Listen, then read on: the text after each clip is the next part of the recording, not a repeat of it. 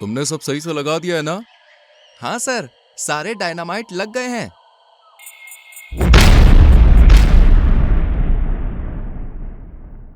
चलो, काम हो गया। नहीं, फिर से नहीं।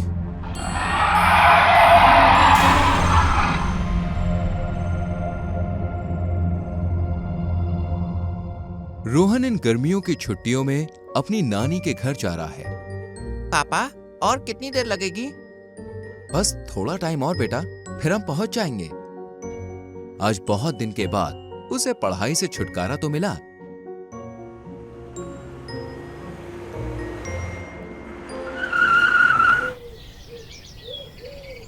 अरे मेरा राजा बेटा बहुत दुबला हो गया है। चल, तेरे पसंद के लड्डू बनाए हैं मैंने।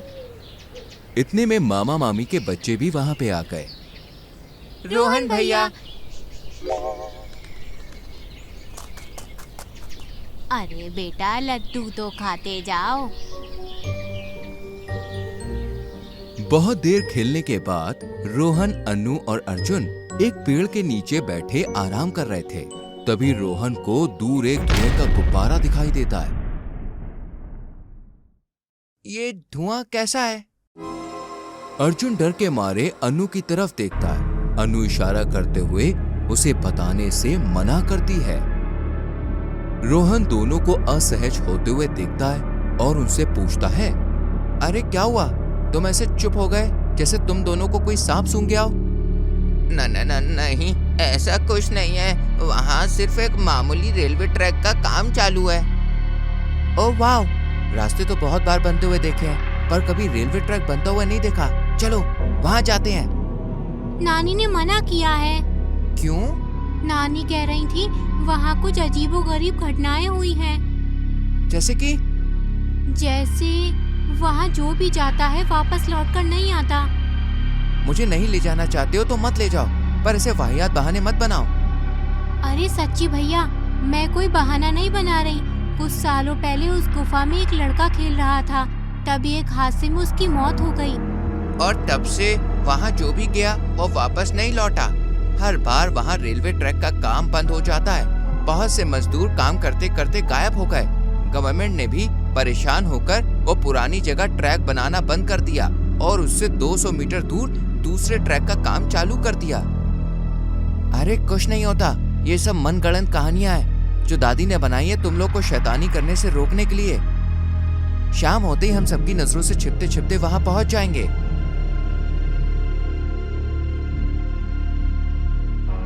शाम होते ही तीनों छुपते छुपाते गुफा के पास पहुंच गए।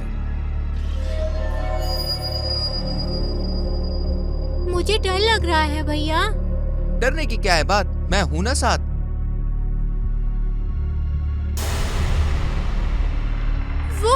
वो क्या था? अरे तेज हवा होगी, अब चलो। थोड़ा आगे चलते ही केव में अंधेरा हो गया। रोहन ने एक फ्लैशलाइट निकाली और तीनों केव के अंदर जाने लगे। केव की दीवारों पर बने पंजों के निशान को देखकर अनु काफी डर गई थी, पर रोहन उसे देखकर बहुत अचंभित था। कुछ दूर जाने के बाद उनके सामने गुफा का आखिरी छोर आ गया। अरे यार, ये तो खत्म हो गया। अगर तुम दोनों की तसल्ली हो गई हो तो घर चले। मैं कह रही हूँ, अगर नानी को पता चला ना तो नानी हमें कमरे से बाहर भी नहीं निकलने देंगी, फिर रोते रहना। ठीक है, तुम जीती। इतना कहकर रोहन जैसे ही पीछे मुड़ता है तो उसने देखा कि अर्जुन और अनु दोनों ही वहां नहीं थे। ये देखकर रोहन थोड़ा सहम जाता है। वो उन्हें आवाज लगाता है, अर्जुन, अनु, कहाँ हो तुम दोनों?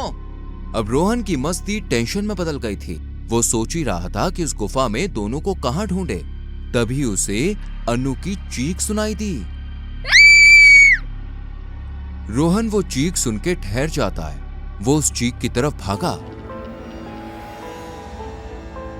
आवाज का पीछा करते हुए वो एक स्टोरेज रूम के पास पहुंचता है। अनु की चीख और जोर से आ रही थी। रोहन डरते हुए स्टोरेज रूम के अंदर जाता है। जैसे ही वो अंदर पहुंचता है, उसकी आंखें फटी की फटी रह जाती हैं। उसे वहां बहुत सारे कंकाल पड़े हुए दिखाई देते हैं और ज्यादातर तो छोटे बच्चों के लग रहे थे।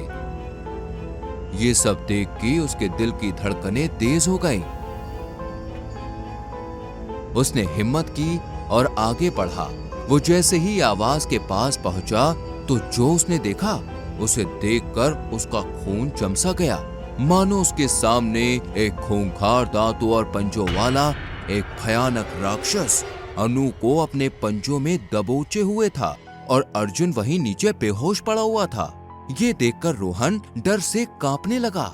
इतने में उस राक्षस का ध्यान रोहन पर पड़ा और वो रोहन से बोला, आओ, इधर आओ। नहीं, छोड़ दो अनु को। अगर छोड़ दूंगा तो मेरे साथ खेलेगा कौन? ऐसा कहकर वो राक्षस रोहन की तरफ बढ़ा। रोहन अपनी जान बचाकर वहां से भागने लगा। उसे उसके पीछे उस राक्षस के पैरों की आवाज साफ साफ सुनाई दे रही थी और वो धीरे धीरे और भी नजदीक आ रही थी, पर रोहन पीछे नहीं मुड़ा। उसने अपनी पूरी जान लगा दी। तभी मुंजिया जोर से छलांग लगाता है और रोहन का रास्ता रोक लेता है। ये देखकर रोहन दूसरी तरफ भागा और एक पत्थर के पीछे छुप गया। आओ, खेलो मेरे साथ, बहुत मजा आएगा। मुझे तुम्हारे साथ नहीं खेलना, पर मुंजिया तो खेलना चाहता है। रोहन को समझ नहीं आ रहा था कि इस मुसीबत से वो कैसे निकले। वो खुद पर गुस्सा हो रहा था। यहाँ आना ही नहीं चाहिए था। अनु और अर्जुन की बात सुन लेता तो इस मुसीबत में नहीं पड़ता। दादी सही कह रही थी शायद। इतना बोलकर वो गुस्से से टॉर्च जमीन पर दे मारता है, जिसकी लाइट मुंजिया पर पड़ती है और मुंजिया थोड़ा बौरा जाता है।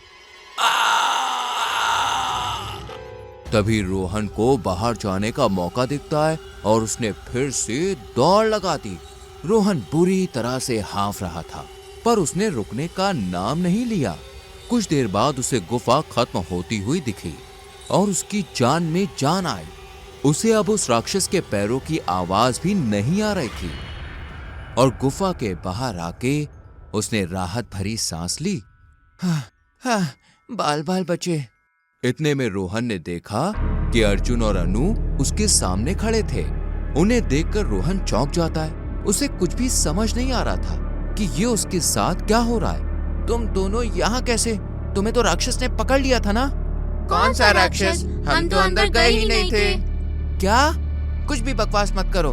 तुम दोनों अंदर ही थे और तुम्हें उस राक्षस ने जकड़ लिया था। अर्जुन चौंकते हुए रोहन को कहता है, हम तो कभी अंदर गए ही नहीं थे, बल्कि हमने तुम्हें भी अंदर जाने से रोकने की बहुत कोशिश करी, पर तुमने हमारी एक नहीं सुनी। रोहन को कुछ भी समझ नहीं आ रहा था कि भला ये कैसे हो सकता है। तभी गुफा से मुंजिया के हंसने की आवाज आती है। भैया, ये क्या है? यही वो राक्षस है जिसकी मैं बात कर रहा था। तुम मुझे अकेला क्यों छोड़ा है? अब मैं किसके साथ खेलूंगा? इतना कहकर मुंजिया ने उनकी तरफ पंजा बढ़ाया ही था कि तभी सूरज की किरण उस पर पड़ी और उसका हाथ चल गया। मुंजिया करहाते हुए गुफा में भाग जाता है।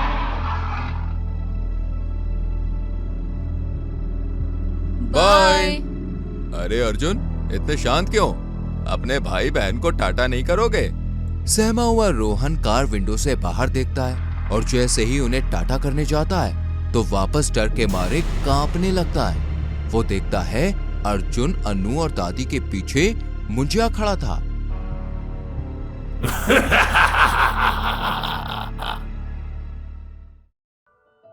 हिमाचल पहाड़ों से घिरा और सफेद बर्फ की मखमल में लिपटा हुआ किसी स्वर्गलोक से कम नहीं लगता। यहाँ साल में बहुत सारे सैलानी आते हैं और यहाँ की खूबसूरती में खो जाते हैं, पर कभी कभी यही खूबसूरती जालिम और जानलेवा भी बन सकती है। ये कहानी है 9 साल की अनन्या और उसके दादाजी किशन लाल की।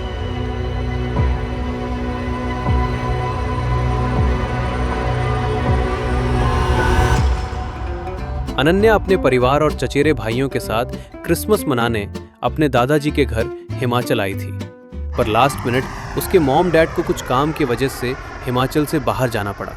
और उसके चचेरे भाई जो दिल्ली से उसे ज्वाइन कर रहे थे, वो तूफान और लैंडस्लाइड के कारण रास्ते में ही फंस जाते हैं। अनन्या फायरप्लेस के पास बैठी बेसब्री से किसी का इंतजार कर रही थी। उसके दादाजी पास में ही कुछ गिफ्ट्स रैप कर रहे थे। परेशान होकर अनन्या दादाजी से पूछती है, सब कहाँ है? 12 बजने आए पर अब तक कोई भी नहीं पहुंचा है और मॉम डैड भी फोन नहीं उठा रहे हैं। दादाजी उसे बताते हैं कि लैंडस्लाइड की वजह से रास्ता बंद हो गया है और खराब मौसम की वजह से मम्मी पापा की फ्लाइट लेट हो गई है। ये सुन अनन्या गुस्से से मुंह फूला लेती है। घंटों बीत जाते हैं पर कोई भी नहीं पहुंचता। अनन्या खिड़की में बैठी सबकी राह देखते देखते वही सोफे पर सो जाती है। तूफान के कारण बिजली चली जाती है, जिससे हीटर काम करना बंद कर देता है। रूम में ठंड बढ़ते देख दादाजी फायरप्लेस के लिए कुछ लकड़ियों का इंतजाम करने जाते हैं। अचानक छत पर जोर की आवाज से अनन्या की नींद खुल जाती है। वो दादाजी को आवाज लगाती है पर उनका कोई जवाब नहीं आता। तो अनन्या को लगता है शायद वो छत पर चिमनी की मरम्मत कर रहे हैं। तभी अनन्या का ध्यान घड़ी की तरफ जाता है। घड़ी में 12 बजे देख उसका चेहरा खुशी से खिल जाता है। वो चिल्ला के दादाजी को मेरी क्रिसमस विश करती है, पर दादाजी का कोई जवाब नहीं आता। वो सोचती है शायद छत तक उसकी आवाज पहुंच नहीं रही हो। खुशी से वो अपने फोन पर क्रिसमस कैरल प्ले करती है और खिड़की के पास जाके बैठ जाती है, इस आशा में कि उसके चचेरे भाई बहन किसी भी वक्त पहुंचते ही होंगे। तभी अचानक पीछे से कुछ अजीब आवाज सुनाई देती है। वो मुड़ के देखती है पर वहां पर कोई नहीं होता। वो वापस खिड़की से बाहर देखने लगती है, पर इस बार आवाज और जोर से आती है। वो वापस मुड़ती है और इस बार भी वहां कोई नहीं होता। वो डरते हुए दादाजी को फिर से आवाज लगाती है, पर इस बार भी कोई जवाब नहीं आता। अनन्या नोटिस करती है कि रूम में ठंड बढ़ गई थी और चारों तरफ एक अजीब सा सन्नाटा छा गया था। तभी अचानक फायरप्लेस से जोर की आवाज आती है, जैसे कि कोई चिमनी में फंस गया हो और उसे अंदर से हथौड़े से तोड़ रहा हो। डर के मारे अनन्या सोफे के पीछे छिप जाती है। वो धीरे से सोफे के पीछे से झांकती है तो उसे दिखता है कि चिमनी के बाजू में एक बड़ी लाल रंग की गोनी रखी हुई थी। उसे लगता है कि वो सैंटा का बैग है और वो खुशी से चिल्लाते हुए दादाजी को बुलाती है। अनन्या सैंटा को चौंकाने के लिए गोनी के पीछे छिप जाती है। तभी उसका ध्यान गोनी से आती हुई आवाजों पर जाता है। जानने के लिए कि क्या चीज आवाज कर रही है, अनन्या धीरे से गोनी खोलती है। जैसे ही वो गोनी खोलती है, अनन्या की खुशी भयानक डर में बदल जाती है। उस गोनी में बच्चों की खून में लथपथ लाशें थीं और कुछ तो अभी भी जिंदा थे और मदद की गुहार लगा रहे थे। तभी अनन्या का ध्यान फायरप्लेस की तरफ जाता है। वो देखती हैं एक डरावने जानवर का पांव जिस पर बड़े बड़े नाखून हैं। वो फायरप्लेस से बाहर निकलता है। अनन्या डर के मारे अपना मुंह टाइट बंद कर लेती है और वापस सोफे के पीछे छिप जाती है। देखते ही देखते चिमनी से एक बहुत बड़ी दानव रूपी काली परछाई बाहर निकलती है, जिसने खून में सनी हुई जैकेट पहनी थी और उसके टोपी के आखिर में कुछ इंसानी आंखें बंधी हुई थी। अनन्या समझ जाती है कि ये कोई गिफ्ट देने वाला सैंटा नहीं, बल्कि बच्चे ले जाने वाला मॉन्स्टर है। वो डर के मारे सोफे के पीछे से हिल नहीं पाती। रूम में ठंड बढ़ने की वजह से अनन्या कांपने लगती है। राक्षस को पता चल जाता है कि सोफे के पीछे कोई छिपा है। वो सोफे की तरफ बढ़ता है। पास आते कदमों की आहट से अनन्या समझ जाती है कि वो राक्षस इधर ही आ रहा है। अनन्या जान बचाने के लिए पूरी ताकत लगाकर भागती है। वो राक्षस भी उसके पीछे भागता है, पर अनन्या उसके पंजों से निकल जाती है। वो मेन गेट की तरफ दौड़ती है और जल्दी से दरवाजा खोलकर बाहर जाने ही वाली थी कि अचानक उसके सामने एक और बड़ी परछाई आके खड़ी हो जाती है। अनन्या जोर से चिल्लाती है। तभी उस परछाई से आवाज आती है, क्या हुआ बेटा? अनन्या दादाजी को बताती है कि एक भयानक मॉन्स्टर उनके घर में घुसा है और वो बच्चों को उठा के ले जा रहा है और शायद उसे भी ले जाएगा। अनन्या की बातें सुन के दादाजी हंस पड़ते हैं। उन्हें लगता है अनन्या ने सोते हुए कोई बुरा सपना देखा है। तभी अचानक अंदर से एक जोर की आवाज आती है, जैसे कि कोई घर का सामान उठा के पटक रहा है। दादाजी सतर्क होके एक बड़ी सी लकड़ी अपने हाथ में लेते हैं और अनन्या को उनके पीछे रहने को बोलते हैं। वो धीरे धीरे संभल के आवाज की तरफ बढ़ते हैं। जैसे ही वो उस राक्षस को देखते हैं, उनकी आंखें फटी की फटी रह जाती हैं। डर उन पर भी हावी हो जाता है। दादाजी इशारे से अनन्या को बिना आवाज किए दरवाजे से बाहर जाने को बोलते हैं। तभी अनन्या का फोन बजता है।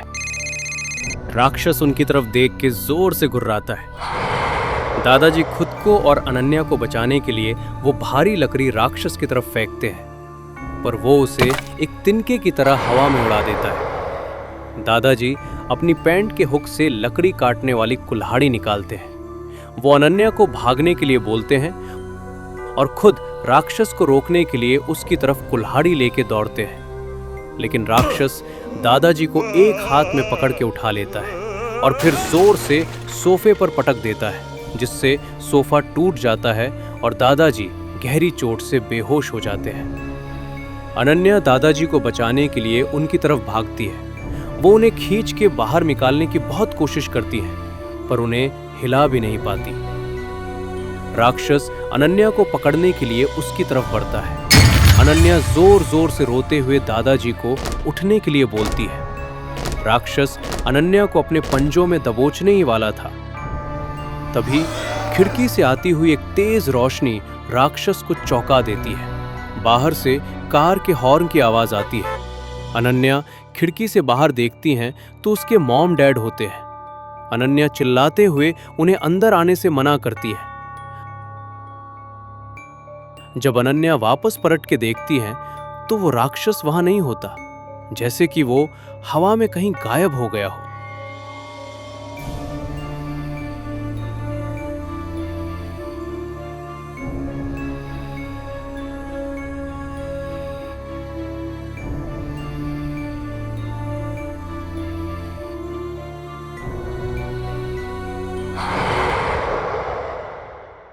अगर आपको ये कहानी पसंद है तो हॉरर वेडनेसडे को लाइक, शेयर और सब्सक्राइब जरूर करें।